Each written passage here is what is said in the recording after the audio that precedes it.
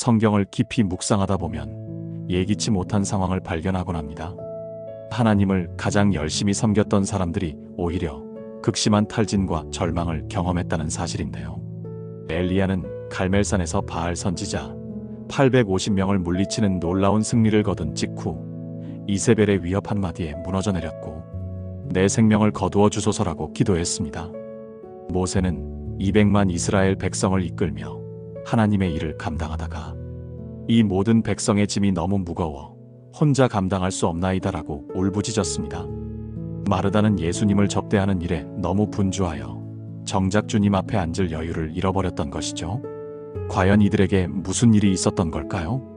하나님을 섬기는데 왜 이토록 지치고 힘들어했던 걸까요? 오늘날 우리 주변을 둘러보면 똑같은 상황이 반복되고 있습니다. 어떤 크리스천은 주일마다 교회에 나가고 열심히 봉사하지만 점점 더 지쳐가고, 또 어떤 크리스천은 해야 한다는 의무감에 짓눌려 신앙생활 자체가 무거운 짐이 되어버렸습니다. 심지어 이렇게까지 해야 하나? 하는 회의감마저 드는데요. 무엇이 이들을 이렇게 탈진하게 만들었을까요? 성경 전체를 관통하는 패턴들을 보면 우리가 더 많이, 더 열심히를 외칠 때보다 하나님께서 주시는 안식의 원리를 깨달을 때 훨씬 더 건강하고 지속 가능한 신앙생활을 하게 된다는 것을 알 수 있습니다. 안식 말입니다. 지금부터 성경 속 인물들이 발견한 안식의 3가지 원리를 함께 나누고자 합니다. 이 이야기를 끝까지 함께 걸어가시면 여러분의 신앙생활에서도 진정한 회복과 자유가 어떻게 찾아오는지 분명히 경험하게 되실 것입니다. 지금부터 그 3가지 열쇠를 하나씩 풀어보겠습니다. 준비되셨나요? 그럼 시작합니다. 첫 번째는, 하나님께서는 우리의 완벽한 수행이 아니라 온전한 관계를 원하신다는 것입니다. 누가복음 10장 38절부터 42절 말씀을 한번 볼까요? 그들이 길 갈 때에 예수께서 한 마을에 들어가심에 마르다라 이름하는 한 여자가 자기 집으로 영접하더라.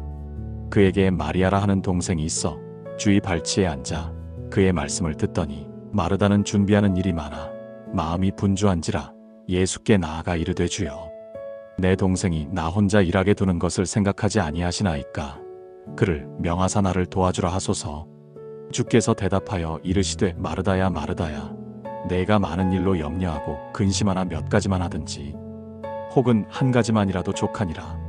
마리아는 이 좋은 편을 택하였으니 빼앗기지 아니하리라. 이 말씀은 안식의 첫 번째 핵심을 보여줍니다. 바로 우리의 행위보다 존재 자체를 기뻐하시는 하나님을 만나는 것입니다. 마르다의 이야기를 자세히 들여다볼까요? 그녀는 예수님을 집으로 모셨습니다. 얼마나 영광스러운 순간입니까? 메시아를 자기 집에 초대한 것이죠. 당연히 마르다는 최고의 음식으로 최선을 다해 예수님을 대접하고 싶었을 것입니다. 부엌에서 그녀는 분주하게 움직였을 것입니다. 빵을 굽고 고기를 준비하고 채소를 다듬고 포도주를 준비하며 땀을 흘렸을 것이죠. 예수님께서 기뻐하시겠지, 내가 이렇게 열심히 준비하는 걸 보시면 흡족해 하시겠지 하는 마음이었을 겁니다. 그런데 부엌과 거실을 오가던 중 마르다는 동생 마리아가 아무것도 하지 않고 그저 예수님 발치에 앉아 말씀만 듣고 있는 모습을 보게 됩니다. 처음에는 곧 오겠지 했는데 시간이 지나도 마리아는 일어날 생각을 하지 않았던 것이죠. 마르다의 마음속에는 서운함이 곧 분노가 일어났을 것입니다. 나만 이렇게 고생하는데 저 애는 편하게 앉아만 있네. 예수님도 좀 말씀해 주시지. 내가 이렇게 수고하는 게 안 보이시나? 결국 마르다는 참지 못하고 예수님께 직접 불평을 터뜨립니다. 그때 예수님께서 하신 말씀이 무엇입니까?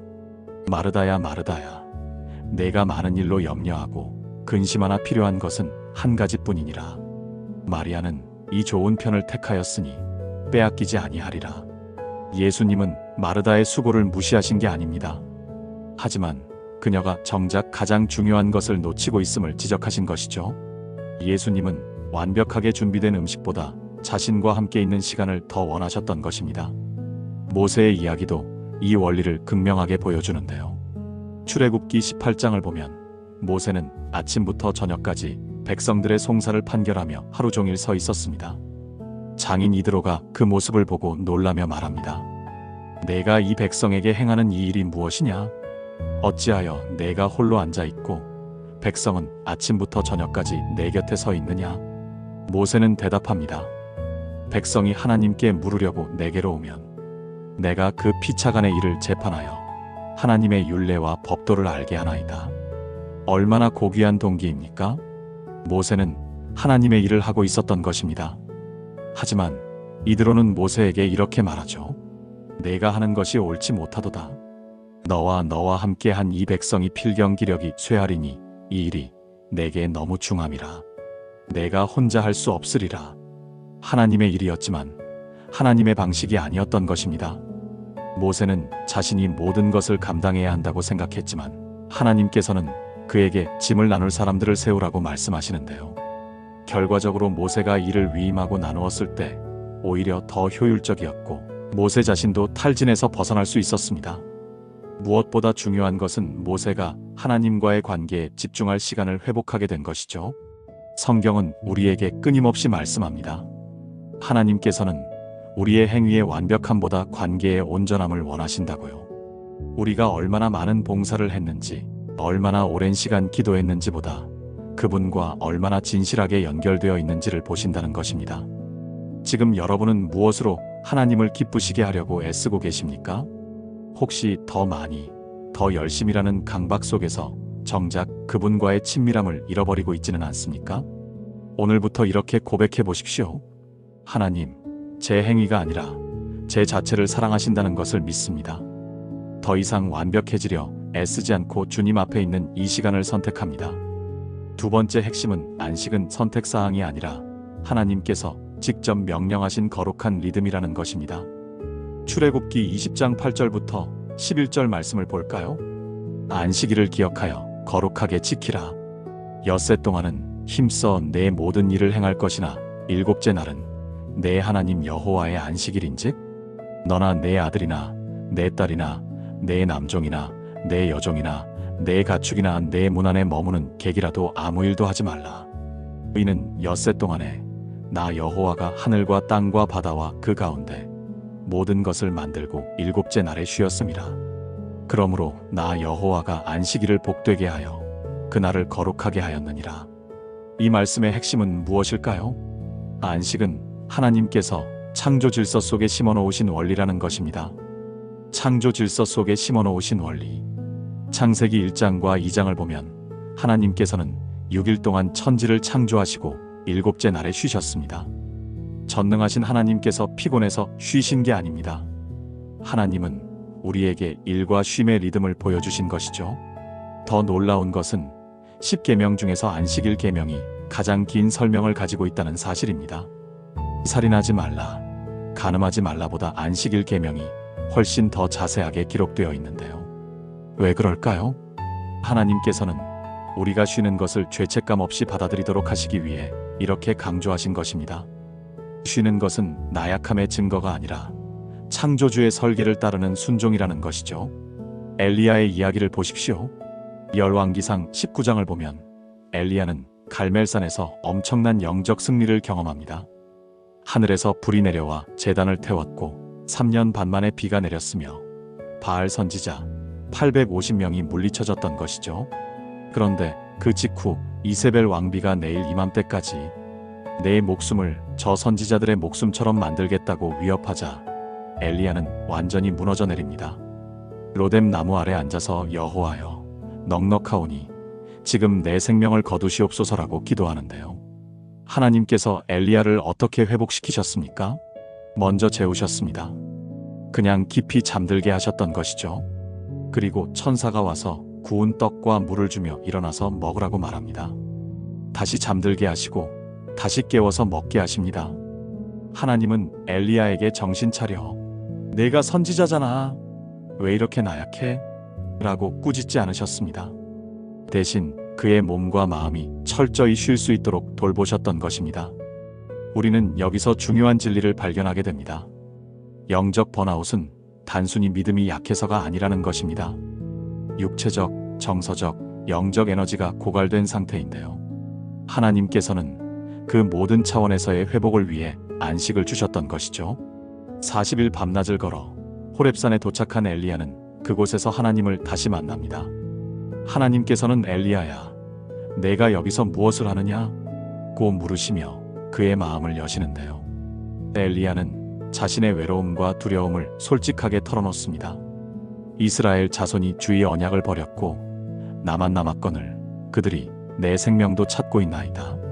하나님께서는 엘리야에게 강한 바람도 지진도 불도 아닌 세미한 소리 가운데 나타나십니다. 그리고 그에게 새로운 사명과 함께 7,000명의 동역자가 있다는 사실을 알려주시죠. 이 과정 전체가 무엇입니까? 철저한 안식과 회복의 시간이었던 것입니다. 하나님께서는 엘리야가 다시 일어서기 전에 먼저 쉬게 하셨고 먹게 하셨고 들으시고 위로하셨던 것이죠. 예수님의 사역 패턴도 동일합니다. 마가복음 6장을 보면 제자들이 전도 여행에서 돌아와 모든 행한 것을 보고합니다. 그때 예수님께서 하신 말씀이 무엇입니까? 너희는 따로 한적한 곳에 가서 잠깐 쉬어라.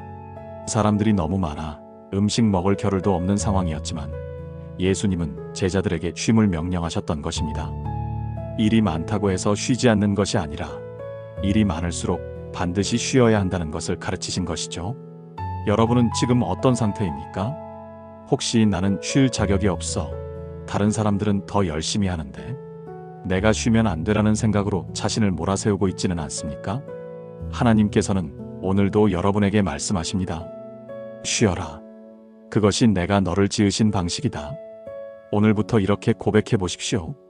하나님, 안식은 나약함이 아니라 순종임을 믿습니다.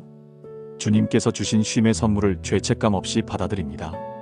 세 번째는 진정한 안식은 단순히 활동을 멈추는 것이 아니라 하나님과 다시 연결되는 것이라는 진리입니다. 마태복음 11장 28절부터 30절 말씀을 볼까요? 수고하고 무거운 짐진 자들아, 다 내게로 오라. 내가 너희를 쉬게 하리라. 나는 마음이 온유하고 겸손하니 나의 멍에를 메고 내게 배우라. 그리하면 너희 마음이 쉼을 얻으리니 이는 내 멍에는 쉽고 내 짐은 가벼움이라. 이 말씀은 안식의 본질을 보여줍니다. 안식은 단순히 아무것도 안 하는 것이 아니라 예수님께로 가는 것입니다. 뭐라고요? 예수님께로 가는 것. 많은 크리스천들이 휴가를 다녀와도 여전히 피곤합니다. 주말에 푹 쉬어도 월요일 아침이면 다시 무거운 짐을 느낍니다. 왜 그럴까요? 몸은 쉬었지만 영혼은 여전히 연결되지 못했기 때문입니다. 시편 23편의 다윗을 보십시오. 여호와는 나의 목자시니 내게 부족함이 없으리로다. 그가 나를 푸른 초장에 누이시며 쉴만한 물가로 인도하시는도다. 내 영혼을 소생시키시고. 다윗은 단순히 푸른 초장에 눕는 것을 말하지 않습니다. 여호와께서 나를 누이신다고 고백하는데요. 안식은 하나님께서 우리를 인도하시는 곳에서 경험하는 것이지 우리가 스스로 만들어내는 것이 아니라는 뜻입니다. 더 중요한 것은 내 영혼을 소생시키신다는 고백입니다. 단순히 몸의 피로를 푸는 것이 아니라 영혼이 회복되는 것, 그것이 진정한 안식인 것이죠. 요한복음 4장에 나오는 사마리아 여인의 이야기를 보면 이 진리가 더 분명해집니다. 예수님께서 야곱의 우물가에 앉아 계실 때 한 사마리아 여인이 물을 기르러 왔습니다. 한낮에 뜨거운 햇볕 아래 혼자 물을 기르러 온 그녀는 아마도 사람들의 시선을 피하고 싶었을 것입니다. 5번의 결혼 실패와 현재의 동거 관계 때문에 마을 사람들의 수군거림을 견딜 수 없었던 것이죠. 그녀의 삶은 끝없는 갈증으로 가득했습니다. 관계에서 상처받고 또 다른 관계로 도망가고 또 실패하는 반복된 패턴 속에서 그녀는 지쳐 있었던 것입니다. 예수님께서 그녀에게 말씀하십니다. 이 물을 마시는 자마다 다시 목마르려니와 내가 주는 물을 마시는 자는 영원히 목마르지 아니하리니 내가 주는 물은 그 속에서 영생하도록 솟아나는 샘물이 되리라. 여기서 예수님이 말씀하시는 물은 무엇일까요? 바로 하나님과의 관계에서 오는 영혼의 만족입니다.